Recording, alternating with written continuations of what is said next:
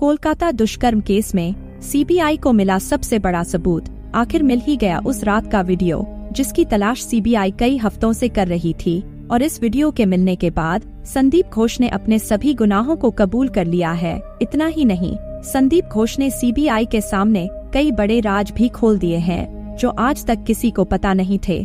जब सीबीआई की टीम ने संदीप घोष को अपने 3rd डिग्री का स्वाद चखाया तो उसने रोते रोते सभी जवाब अपने आप ही उगल दिए हैं। दोस्तों, इतना ही नहीं, संदीप घोष ने उस रात अपने फोन में दरिंदगी का वीडियो बनाया था। उसने वो वीडियो भी सीबीआई के हाथों में सौंप दिया है और इस वीडियो को देखने के बाद सीबीआई की टीम खुद हैरत में पड़ चुकी है। दरअसल आपकी जानकारी के लिए बता दें कि अभी तक सब लोगों को ये लग रहा था कि इस पूरे मामले में संदीप घोष अकेला ही शामिल है, लेकिन अब जो खुलासा सामने आया है उससे यह पता चलता है कि संदीप घोष अकेला जिम्मेदार नहीं है, बल्कि इस पूरे मामले में 7 लोग शामिल हैं, जिसकी पुष्टि मेडिकल कॉलेज के सफाई कर्मी के द्वारा की गई है। आखिर सफाई कर्मचारी ने क्या बयान दिया है वो भी हम आपको इस वीडियो में आगे बताएंगे। लेकिन इस वक्त संदीप घोष के बयान से ये पूरा मामला उलट पलट हो चुका है और जैसे जैसे इस मामले से पर्दे हटते जा रहे हैं, सीबीआई उतना ही ज्यादा सवालों के घेरे में फंसती जा रही है। दोस्तों, संदीप घोष ने जो वीडियो बनाई है उसे देखने के बाद आपका दिल भी दहलने वाला है, क्योंकि जिस तरीके से इस वीडियो में वारदात को अंजाम दिया गया है, जिस तरीके से डॉक्टर बिटिया चिल्ला रही है, यह सब देखकर आपकी रूह कांप उठेगी। दोस्तों, इस मामले के खुलने के बाद सीबीआई के ऑफिसर का यह कहना है कि जितने भी लोगों ने इस घटना को अंजाम दिया है, जिस तरीके से डॉक्टर बिटिया के साथ दरिंदगी की गई है, उन सभी आरोपियों के साथ भी ऐसा ही बर्ताव किया जाएगा। उन्हें भी इतनी दर्दनाक सजा दी जाएगी जिससे आने वाले समय में कोई भी इंसान ऐसा वाहियात काम करने से पहले 1000 बार सोचेगा। लेकिन इस वीडियो को देखने के बाद आप यह महसूस कर पाएंगे कि उस रात डॉक्टर बिटिया कितनी भयानक पीड़ाओं से गुजरी थी और कितना दर्द झेलते हुए उसने अपना दम तोड़ा था। दरअसल कुछ लोग ऐसे होंगे जो इस वीडियो को आधा ही छोड़कर चले जाएंगे, लेकिन अगर आप इस मामले की जड़ तक जाना चाहते हैं तो बने रहिए आज की इस वीडियो में। आज डॉक्टर बिटिया तो हमारे बीच नहीं रही है, वह इस दुनिया को छोड़कर जा चुकी है, लेकिन उसने आज हमारे समाज को ये पहचान दे दी है कि इस दुनिया में इंसान नहीं बल्कि हैवान रहते हैं। अगर इस पूरी घटना को देखने के बाद भी आपका दिल नहीं पसीजता है तो समझ लीजिए कि आप भी मानवता से बहुत दूर जा चुके हैं। इतना सब होने के बाद भी अगर आप अपनी आवाज नहीं उठा सकते तो इससे बड़ी शर्मनाक बात कोई और नहीं हो सकती।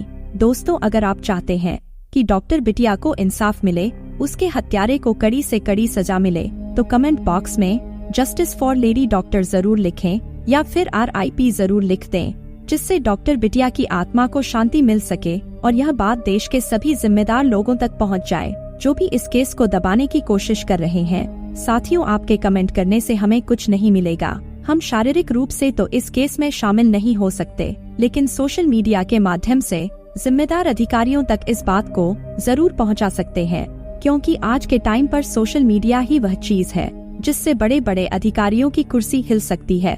तो बने रहिए आज की इस वीडियो में। अगर आप इस चैनल पर पहली बार आए हैं तो इस वीडियो को एक लाइक करके चैनल सब्सक्राइब जरूर कर दें, जिससे आगे आने वाली सभी वीडियो सबसे पहले आप तक पहुंच सकें। दोस्तों, इस घटना को बीते लगभग 1 महीना होने वाला है और इसके बाद भी मुख्य आरोपियों को कोई बड़ी सजा नहीं मिल पाई है। दोस्तों, इस घटना के कुछ दिन बाद सीबीआई की टीम ने संदीप घोष को कुछ अहम सबूत और गवाहों के आधार पर गिरफ्तार किया था। संदीप घोष की गिरफ्तारी के बाद सीबीआई की टीम ने उसे 4 दिन की रिमांड पर ले रखा था और उससे लगातार 36 घंटे की पूछताछ की गई, जिसमें उसने कई बड़े राज से पर्दा उठाया है। साथियों, आपको बता दें कि संदीप घोष ने रोते रोते अपने इस जुर्म को कबूल कर लिया है और उस रात की पूरी वारदात की घटना को विस्तार पूर्वक सीबीआई को बताया है। लेकिन जब संदीप घोष ने इस बात को सीबीआई के ऑफिसर्स के सामने रखा तो उसके इस बयान को सुनकर उनका सिर भी चकरा गया। आखिर कोई इंसान इतनी गंदी हरकत कैसे कर सकता है? संदीप घोष ने सीबीआई के सामने साफ कर दिया है कि उस रात हमारा महिला डॉक्टर के साथ कुछ भी गलत करने का प्लान नहीं था। उनका सिर्फ एक ही मकसद था कि मेडिकल कॉलेज में जितने भी कारनामे चल रहे हैं, कहीं उसके बारे में वो अपना मुंह ना खोल दे। लेकिन नियति कुछ और ही करवाना चाहती थी। दरअसल आपको बता दें कि अस्पताल के कई अधिकारियों ने डॉक्टर बिटिया को काफी समझाने की कोशिश करी, लेकिन जब वह नहीं मानी तो उन्हें इस हैवानियत भरे कदम को उठाना पड़ा। जी हाँ दोस्तों, आपने बिल्कुल सही सुना। डॉक्टर बिटिया को मेडिकल कॉलेज के सभी कारनामों के बारे में पता चल चुका था और वो इसकी जानकारी पुलिस को देने वाली थी, लेकिन उससे पहले ही संदीप घोष और संजय राय को इस बारे में पता चल गया। इसके बाद उन्होंने मौका मिलते ही आधी रात को उसके साथ दरिंदगी करके उसकी जान ले ली थी। संदीप घोष आगे बताता है कि उसने मौमिता से पहले भी कई बार कहा था कि वह इस मामले में ना पड़े। इसके अलावा उन्होंने डॉक्टर बिटिया को पैसों का लालच भी दिया था, लेकिन डॉक्टर बिटिया ने मना कर दिया और उनकी सभी डिमांड्स को खारिज करते हुए कहा कि अगर इस अस्पताल में यह सारे काले कारनामे जल्द से जल्द बंद नहीं किए, अगर इस अस्पताल में महिलाओं के यौन उत्पीड़न को नहीं रोका, तो वह इस मामले को सुप्रीम कोर्ट तक ले जाएगी। इसके बाद अस्पताल का बंद होना कंफर्म है और तुम सभी को जेल की हवा खानी पड़ेगी। और यही सबसे बड़ी वजह थी कि डॉक्टर बिटिया की इस बात को सुनकर उन सभी आरोपियों को गुस्सा आ गया और वह बहुत ज्यादा आक्रामक हो गए और ना चाहते हुए भी उन्हें इस घटना को अंजाम देना पड़ा। साथियों, आपको बता दें कि इस घटना के मुख्य आरोपी यानी संजय राय का जब सीबीआई ने पॉलीग्राफ टेस्ट करवाया तो उस दौरान उसने कहा था कि यह पूरी वारदात पहले से ही प्लान की जा चुकी थी। जी हाँ दोस्तों, आपने बिल्कुल सही सुना। वो आगे कहता है कि अस्पताल में पहले से ही 5 लोग आ चुके थे और ये 5 लोग कोलकाता के कई बड़ी बड़ी हस्तियों में शामिल हैं और इन 5 के अलावा 2 हम दोनों भी इसमें शामिल थे। इस प्रकार हम 7 लोगों ने मिलकर उस घटना को अंजाम दिया था और बड़ी बेरहमी के साथ महिला डॉक्टर का खेल खत्म कर दिया। साथियों, मैं देश की सरकार से ये बात कहना चाहती हूँ, क्या आज के समय पर किसी की जान ले लेना इतना आसान हो चुका है? क्या ऐसे लोगों के मन में सरकार या फिर कानून का कोई भय नहीं है? आखिर क्यों एक हंसते खिलते परिवार को उजाड़ दिया? अब कौन उनके माता पिता की देखभाल करेगा? कौन उनके बुढ़ापे का सहारा बनेगा? यह बात सोचकर भी मुझे बड़ा अफसोस होता है। ऐसे परिंदों को तो बीच चौराहे पर खड़ा करके गोली से उड़ा देना चाहिए, जिससे आने वाली भविष्य में ऐसी कोई भी घटना दोबारा ना हो सके। क्योंकि जब तक हमारे समाज में ऐसी घटनाएं बढ़ती रहेंगी और उनके आरोपियों को सजा नहीं मिलेगी, तो लोगों के अंदर एक आत्मविश्वास जागता रहेगा और वह लगातार छोटी बच्चियों और महिलाओं को अपनी हवस को शिकार बनाते रहेंगे। दोस्तों, आप समझ सकते हैं कि हर किसी के घर में महिलाएं रहती हैं और ऐसे में उनका घर से बाहर निकलना दुश्वार हो चुका है। आखिर वह भरोसा करें तो किस पर करें? आज के टाइम पर ऐसे ऐसे कांड हो रहे हैं जिनके बारे में सुनकर हर कोई हैरान है। अगर ऐसे माहौल में हमारे घर की बहू बेटियां घर से बाहर निकलती हैं, तो उन्हें भी इसी बात का डर सताता रहता है, कहीं कोई दरिंदा उनके साथ कुछ गलत ना कर दे। और यही कारण है कि आज हमारे समाज में महिलाओं के साथ कितना अत्याचार हो रहा है।